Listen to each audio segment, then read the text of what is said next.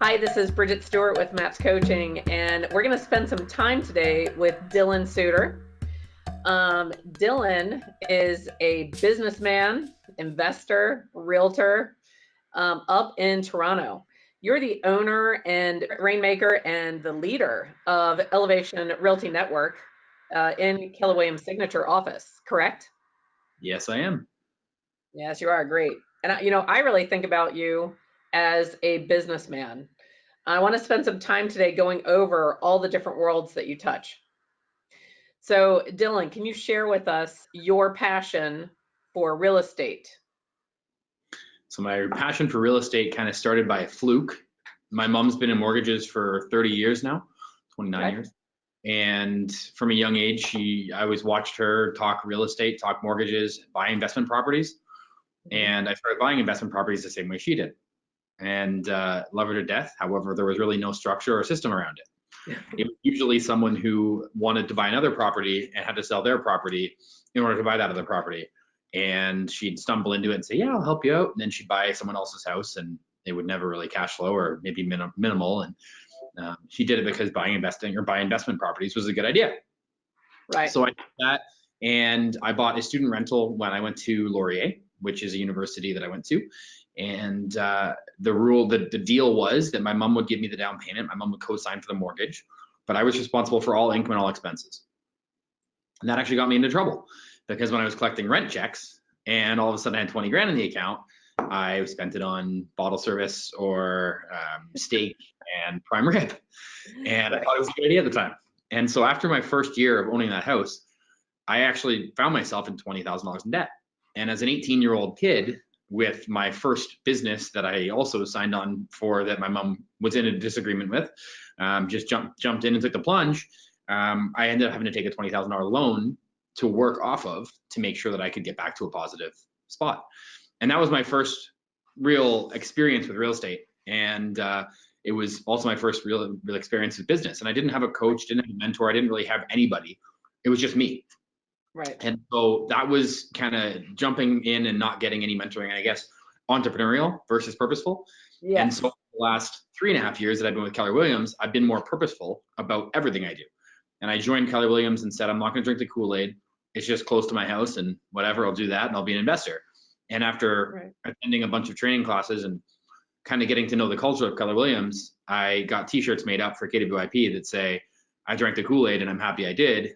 And Kool-Aid Man on it. So that's kind of good. Yeah. I love the Kool-Aid Man. Entrepreneurial, purposeful, and Keller Williams has been a big part.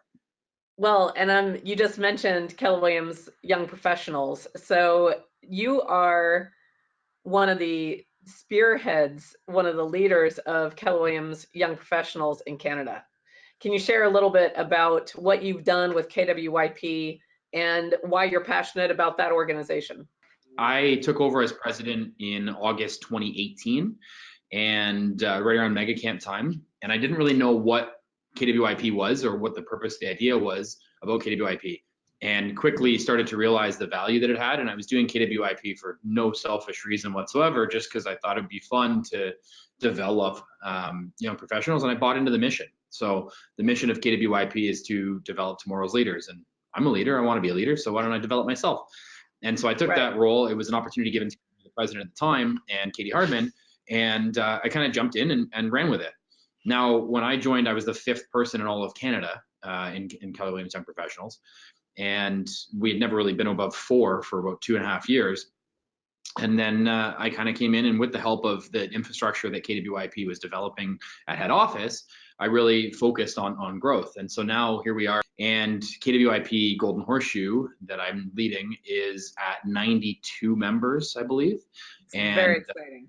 The top chapter in all of the young professionals, and we'll be dividing into 4 sub chapters in the new year. And I'll be leading that off as the regional ambassador. So really kind of embracing the mission of KWIP and developing tomorrow's leaders. I started off by working with our leadership, our core leadership group. And there's a really good conversation I had with one of our leadership chairs. It was a couple days before we met. And what I did was I'd sit down with each of the leadership chairs and go through the 1 through 5 and see where they fit in the GPS. And it was 2 days before that we had a social event and we had a couple drinks, and she basically opened up and told me that it was the Dylan show. And I said, well, let's hang tight. Let's wait until we meet in a couple of days. We'll talk more about it then. And at that point, we were only at about 20 members. And it kind of had to be, because somebody had to take the leap and the jump to really believe in it and drive something. There needed to be some mission or some purpose of it. So it was my mission, and it was what I wanted, as opposed to everyone else. And so I took the whole year of 2019 to really empower others and to pour back into them and make it what they want. And even as yesterday at dinner, I had one of our top members, our close members, he asked me, like, how can I get more involved in KWIP? And I said, I'm going to put that back on you. And I used to ask, would you like to grow in business or personal? And I'm changing that now that I've listened to one of Gary's podcasts. It says personally or professionally. So where are you looking to grow personally or professionally that KWIP can support? Because KWIP is not supposed to be the driving force in anything. It's supposed to be a support system to all your businesses and everything that you're looking at, all your infrastructure. And so we've taken it from 5 members to 92 members, and our retention rate is over 90%, and the average in KWIP is around 60%. And the reason we've been able to do that is because we really pour into all of our members and make it all about them. And we've really prioritized them. Like, we do charity events around charities that they're passionate about and they care about. We do social events based on the feedback we get. Hey, do you guys want to go and do a food tour? Do you want to, like, we're doing Tough Mudder next year because people want to be more athletic when they do their socials. So now we're going to do Tough Mudder together and have a big group that does that. So we're really taking the feedback from our members and implementing that into the systems and the processes. And I tell you right now, KWIP would not be where it is today without the leadership team that's around me. So I can't take all the credit. I just get to be the face that answers the questions for it. Right. It's been really exciting to watch that grow and see the impact that you're having on the other professionals as they're working with you. So I think that's very exciting. 2020 looks watch the professionals develop and grow, and even some of our leaders that are monumental to the Growth Summit and monumental to our growth in Keller Williams Young Professionals Canada. To watch them grow and to know that literally about a year ago they both pulled me aside in separate occasions and said, hey, I think this isn't for me. And that was when it was the Dylan show. That was when it was my vision and my idea, and they didn't really fully grasp it. And so once they fully grasped it with the 135, with the GPS, so sitting down and spending 2 hours going through our GPS and them really embracing it was the change that we needed to see. And now, like the one individual that I just mentioned asking for more opportunity, he's the one that asked for that, and he was also one that wanted to leave a year ago. right. And it was something so small. We had to have 5 recommendations or 5 recruits within our first month if you wanted to be a part of the committee chair. And he said, well, I'm an introvert, and so that's not really me. And so I've taken him through a process now that goes, it's not recruiting if you believe in it. It's not recruiting if you're passionate about it. It's providing opportunity to others that they can develop and become bigger leaders. And that's what we've been able to do at KWIP in Canada. That's awesome. So, Dylan, you mentioned your very first investment property that you purchased when you were in college and some of the lessons you learned from that. Talk about jumping in the deep end and learning to swim. That I believe you took a lot out of that experience. I mean, investing in real estate and guiding investors, and frankly, inspiring investors is a big part of what you do every day. Could you take a minute and share with us what you do in terms of developing your own investment portfolio and how you're working with others so that they actually get into investing in real estate? So many people want to, you help people actually do it. Share with us how you do that. Yeah, so 87% of our transactions last year were investors. And I think that we'll get a little bit more balance as we build out the team and we have more residential agents come on. It's also a dangerous to be that invested in investors, because if all of a sudden it's a seller's market, investors aren't buying, and then all of a sudden your business craps out. So it's important to be more diversified, and we're working on that right now. However, my growth in real estate as an investor has been huge for that. Something I hear over and over again is, you're a real estate agent and you're not buying your own product. That's something that always sticks in my mind and goes, wait a second. So the thing I'm selling that I'm supposed to be the most passionate about, I'm not buying myself? Doesn't really make a whole lot of sense to me. It doesn't compute. And I was always an investor, as you know. I bought my first investment property as a student rental that I lived in. I was buying a property a year for 5 years, and even 6 years, I guess. And I was never really selling them. I sold that property, but I bought some condos. I bought some new builds. I bought a duplex conversion. I bought a house that I was going to flip that we ended up still using for Airbnb. A couple different strategies that I've made successful, because real estate's tough to screw up.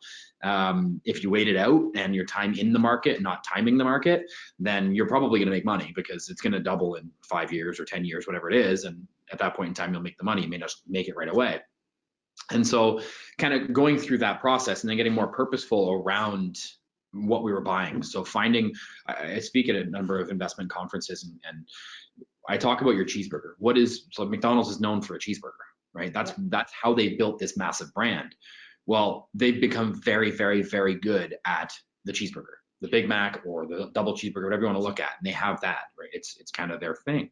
Well, what's your thing as an investor? And so really identifying what our thing was and is as an investor, and then just buying all of them. Yes. And when I say all of them, I actually mean that. So we go into areas that we identify as an area we want, and say there's 50 properties on the market in that neighborhood or in that area that we want to buy, and they all fit our criteria. We have our 3 criteria that we go over. If it fits that criteria, we buy them all. Right. And when we buy them all, it's usually towards the bottom end of the market. It's usually the cheaper homes. And so what we do is we buy them all. Well, now the $200,000 and $300,000 homes are gone. So now the cheapest house on the market is $400,000. Well, then all 50 houses that I just bought, or we just bought, are now $400,000, because there's nothing else under that, or maybe $350,000 because it's crappier than the one at $400,000. And so it basically forces the market up, and inflates the market based on what we're doing. This past year, we actually bought 42 houses in one city, and it was in, like, I think 40 of them were in one, like, pocket, which, by the way, is a city I've never been to in my life. And that's called a system. And so we bought all this market, and then all of a sudden we see that new properties are coming on the market, and they're $50,000 more. And so we stopped buying. And then they sat on the market, because we were the ones buying and we were the ones driving the market. And then as the year's gone on, we haven't bought any more in that area. And over the past 4 to 6 months, prices have come back down. Because what we did is we inflated the market based on the purchases that we were buying. And so when we stopped buying and there was no one else buying anymore, if we would have kept buying, more people would jump in. But because buying and we were buying that bottom pocket, the prices started coming back down. So now here we are, ramped up and ready to go. We're looking to buy another 240 houses here, and they're all sitting there primed, ready to go, because our cheeseburger, nobody else has been buying them over the last 6 months, because no one wants to buy the B and C areas. They want the A plus. Right. So when you look at those A plus areas, your cash flows are going to be lower. You may not be able to flip them. There's a bunch of different reasons why we don't buy those areas, but it's not our cheeseburger. So find your cheeseburger, and as soon as you deplete the market, and if you don't find the properties you're looking for anymore, either go off market, find off market properties that still fit that criteria, or look in a different city, look in a different area, find a different spot. The question you asked was, how does that impact our real estate business at Elevation? And I think it's actually impacted the real estate business in multiple different ways. I had an agent who just got licensed a couple of months ago. He joined my team as an admin because he wanted to be an investor. So he joined my team as an admin while he was licensing over 8 months. And then once he was licensed, now he's a licensed agent. I have a client of mine who just got licensed last week, joining the team now because he's an investor, and he's quitting his job, making $80,000 to $100,000 a year as an electrician, to come and to work on the team as an agent, because he loves investing and he loves real estate. We have another business partner's, one of his best friend's wife, has joined the team as well through real estate investing. So everyone within our little circle and our team has come to me somehow through real estate investing. And the same thing with clients. When I go and I speak at a local event, or I speak at a local podcast, whatever that may be, and people hear it, people reach out. 2, 3, 4, maybe 10 people reach out, and they say, how did you do that? How did you develop that? And it's tough, because with what we've developed, and my business partner can get a lot of credit for this, our costs are 20 or 30% lower than what anybody else is going to be. I have a huge contractor database that I pass off to my clients, and I know where the contractors are. I know the finished product that they're going to give, but what we are doing, I wouldn't recommend to most of our clients. Like, what we're doing is $150,000 or $200,000 renovations, where we're ripping a roof off and adding a floor, or blowing out the back and adding a second unit, or underpinning. Like, some of these renovations that I would not recommend a newer investor get involved in.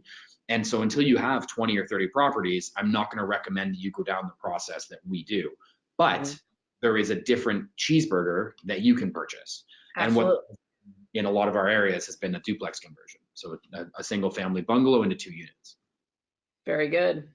No, it's been very exciting, and really you've had a ripple effect in the industry. One of the things that comes to mind is that in 2019 you won an award, the Real Estate Young Gun Award from Canadian Real Estate Wealth magazine, and I believe that how you've been approaching your investing and impacting other investors is part of the reason that you won that award. Is that true?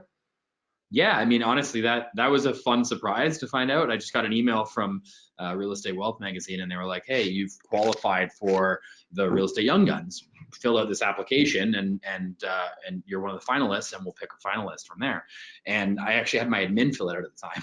I didn't even recall, so I kind of That's leveraged that. leverage. See, very good. He submitted it, and it's like 6 months later, all of a sudden we have this plaque, and it's the real estate young or real estate wealth real estate wealth, I think it is the magazine. Yes, Real Estate Wealth. Guns magazine for 2019. So they do an episode every year, and I think there was 15 or 20 people issued in that, and they got a photo of me and a little description of me, and they ran with it. And then again, most recently, I actually got reached out to by Yahoo Finance, and Right. they reached out to me about a couple of awards for 2020. They said real estate agents and real estate investors to watch for. They have the top 20 in North America, and they've actually identified me as the number 8 real estate agent to watch for and the number 12 real estate investor to watch for in 2020. So they had us answer a couple of questions and send a photo over, and they're going to write up their little description, whatever they do, and that'll actually go out to, I think there's over 5 million subscribers of Yahoo Finance, and I think they said 320,000 people read it in the first week or something. So, Phenomenal. cool little perk. And I know, yeah, it's a perk. I think I know you well enough to know that you're not doing what you do every day just for recognition or awards. Certainly nice when they come along. But as I mentioned at the top of the call, I really see you as a business owner. And I see as you're growing Elevation Realty Network and you're growing your own investment portfolio, and other companies that you own, I just see you as really developing as a professional and using systems. One of the systems you use is coaching. And how do you feel that coaching or MAPS coaching has been beside you as you're developing all of this success?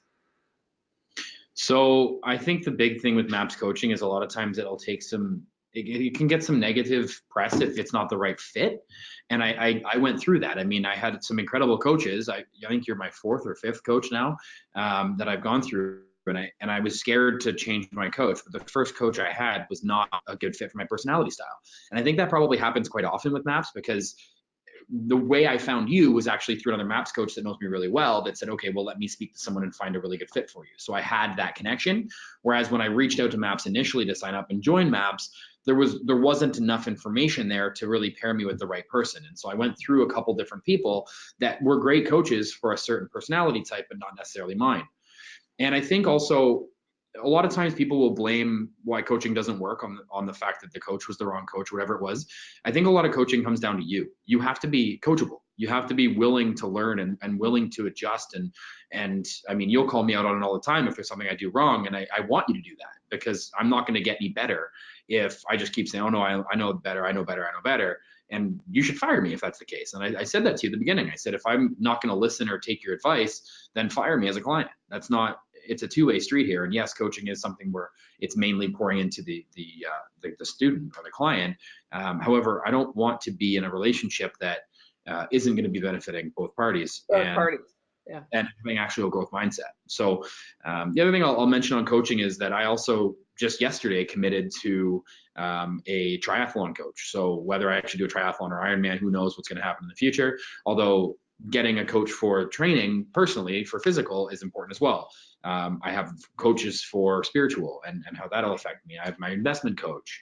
I'm a huge Tony Robbins guy, so a lot of Tony Robbins coaching as well. So I have kind of a coach for each area that I want to improve in my life, and I think it's really important to go through coaching that way. Well, in our time together, I have seen how having those coaches, which I look at it almost like Dylan Suitor's board of directors. You have these different coaches, and I think it's phenomenal. When I think back to this same time just 1 year ago, and I think about the team structure at the time, and sort of how you were showing up in that team structure. And I look at the difference between that and today. And I believe that you have made phenomenal strides as a leader, how you show up, and just the entire dynamics of your team and how you're creating success through others. And I do think having the different coaches that you have in your life has shown up even in the last 12 months. Do you see it in that same way? I know sometimes we can't see our own selves, but can you see that change just in 1 year? I can, and I think it also comes down to the systems that I've forced myself to use, such as journaling or meditation and the miracle morning, the 4 a.m. mornings. People say you're nuts getting up at 4 a.m., but that's my only time to spend on me. When I first started it, it wasn't about spending time on me. It was just about kind of doing whatever I saw the book was supposed to get better at. So I did that. Well, it's turned into something so much different now, and I embrace my mornings every morning because it's not the exact same every day. However, I always take time to journal what I'm doing in my day, what I'm grateful for, what my day looks like, some struggles that I may have had, some big wins, and I'm planning on going through my journals from this year and from the past couple of years and actually utilizing that to write a book, because I've gone through one heck of a roller coaster this year. I'm Yes. sure you're aware of. Yeah. From like no money at all at points in times where we were like heavily into debt to all of a sudden having, I don't know, 10 closings in a week. Right. So we've really bounced up and down. And I think that part of that is where I've been able to influence and impact others. And I have to give a lot of credit to my business partner in that for my real estate investing side, because I don't think I would have actually grown as much as I had if it wasn't for the adversity that I had to go through on the investing side. Because Agreed. buying 80 houses and a building in a year, like we bought $20 million worth of real estate this year in 1 year with no money. And doing that, having all the hiccups and fighting through it all and always finding the solution allowed me to realize that, hey, that's not part of my 20%. Sorry, I'm not doing it. And someone asked, what's your word for 2020? I was like, maybe I'll make my word no. And I'll just start saying no, because I don't ever do that. And then I was like, well, that's a negative. So why don't we use focus? And so focus is now a word that I'm starting to drive through my mind to say, well, what is going to be productive? What is going to be my 20%? And if it's not part of that, I'm not doing it. If it's not selling houses, it's not on my calendar. Good. And so it's been very, very focused on making sure that I had that possible. Where does the passion come from? Because you're very, you're energetic and you're engaged and you persevere, because it's not like everything is perfect, right? You don't just walk through every day with everything going exactly the way you want, right? Probably the opposite. Where does that passion come from? Because I've seen that in you, where it's almost like a dogged determination of you're going to face anything that comes up, you're going to make it work, and you're going to keep pushing forward. Where does that passion come from?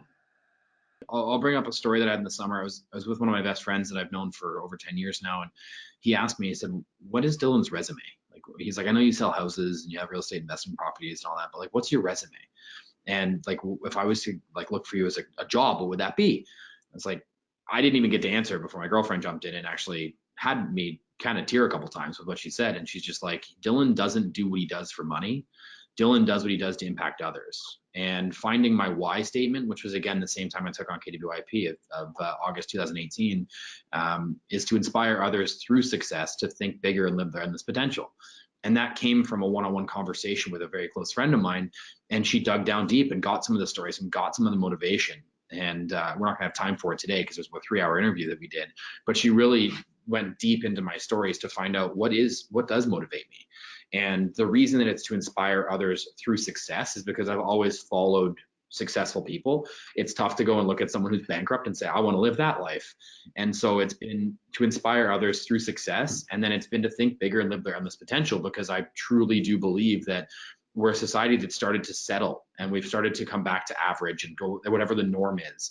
And there's no reason for that. I mean, you have the ability in your life to do and be whatever you want. So if you're not going to actually make the decision to go out and chase that, then you're okay to settle. And that's what the society has done nowadays.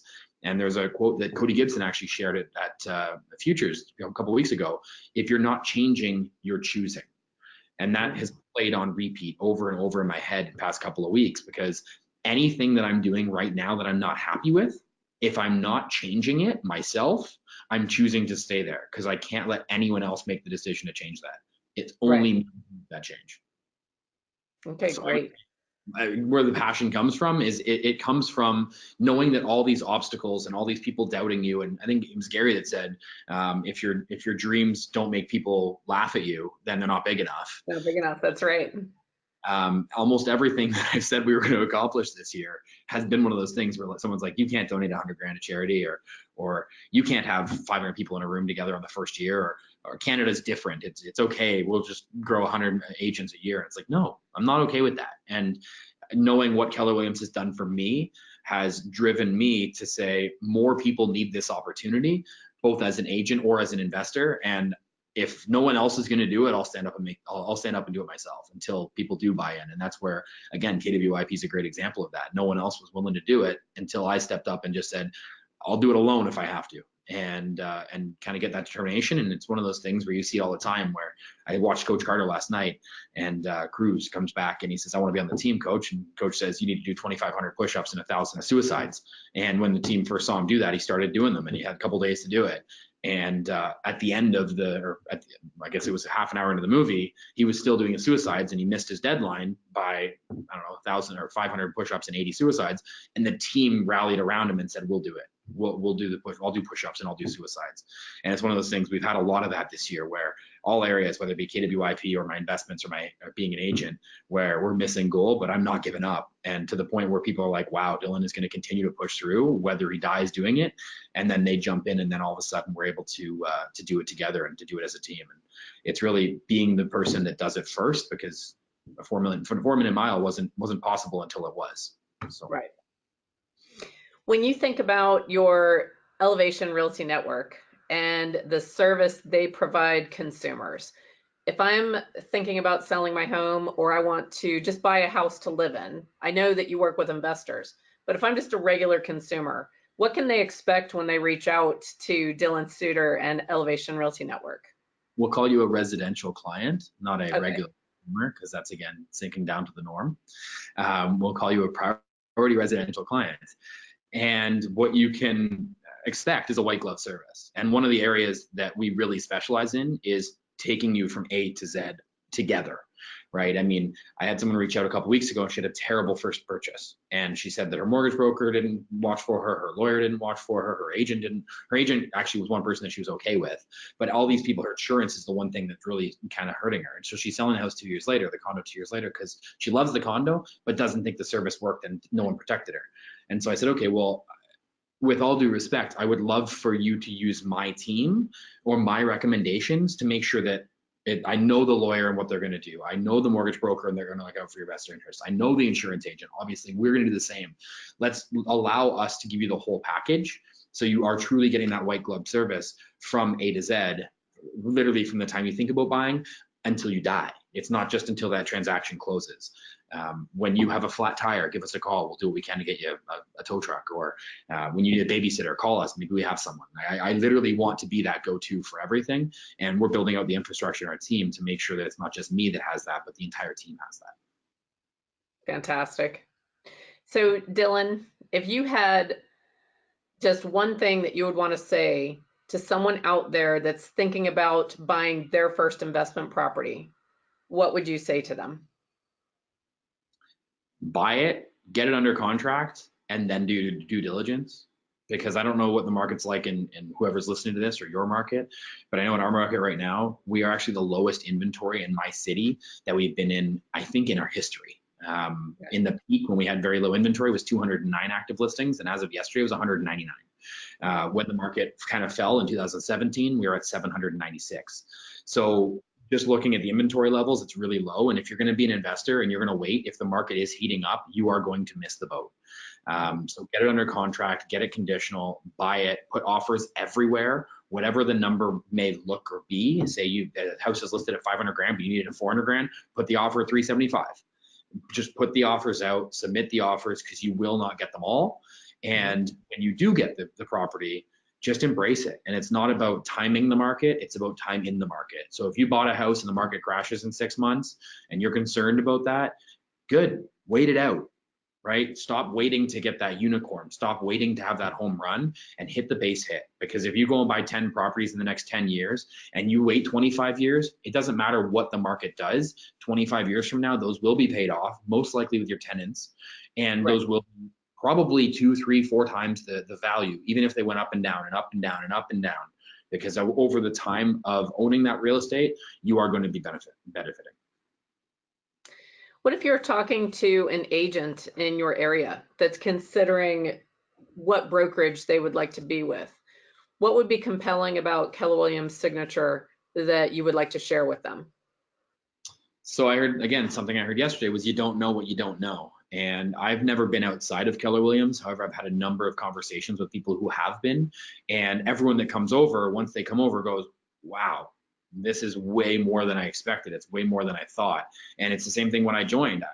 I was just going to be a realtor, whatever, and I was going to do investment property. And then I realized the culture that is there is really second to none. There's nothing that can even touch it. So coming over, and I would say any realtor in the area that wants to come out and join it and be a part of something, come to one of our YP events, come to one of our office events. You can do that as an outside agent. You don't have to be Keller Williams to come to any of our training, because it is part of the culture. And I think at the end of the day, what it really comes down to is that we know as Keller Williams that we are very confident in what we offer. And if someone's looking to grow and someone's looking to get training or technology or be a better version of themselves, there is no one that's going to beat us. So if you come around and you start participating in a lot of what we're doing, you're going to want to be there. And you're not going to want to sit and on the sidelines. So come out to the brokerage, come out to the market center, come to family reunion, whatever that may be, and let us know how we can help. Fantastic. So one last question for you. Is Elevation Realty Network hiring for 2020? Absolutely. We have our org chart that is built out. Last year's org chart was a level 4 business, which involved 4 people. This year's org chart is somewhere between a level 5 and a level 6 business, and I think the org chart has 14 positions on it. So the goal by the end of the year is to scale up to that level, and but it's only with talent. And that's something that I've realized is that just hiring to hire isn't what I want to do. So if that means I have to do 200 interviews this year to make sure I have the right cultural fit and someone's ready, so be it. I've had someone join the team actually that looked at the team a year and a half ago, and it wasn't a good fit. And then she's come knocking back, and she's asked me multiple times to say, I made a mistake by not joining a year and a half ago. I said, okay, that's fine. We can have a conversation when we're ready, but we already filled that spot. And so now now a new spot was available, we met. She's actually starting January 5th, I believe. So it was a good fit, and she's great person and great agent. It just wasn't the right time. And so definitely reach out, because if the time's not right now, it could be in the future. And there's always opportunity. It's just about finding that talent, making sure we're paired up in line. So Dylan, I feel like you are particularly qualified to answer this next question, because you have made the choice to have so many coaches involved in your life. As you mentioned, you have a coach for real estate, you have a coach for investing, a coach for your wealth growth, health, triathlon, right? And you've embraced this point of view of learning.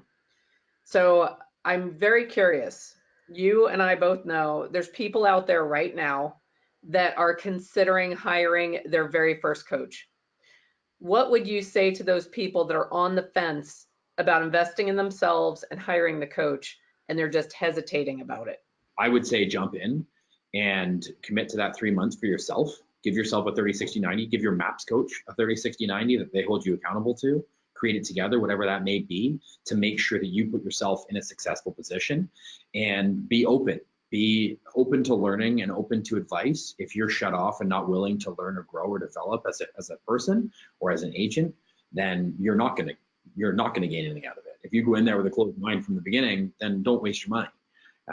Come back to us once you actually have an open mind, you want to learn and develop, and know that you're not at the best you can be.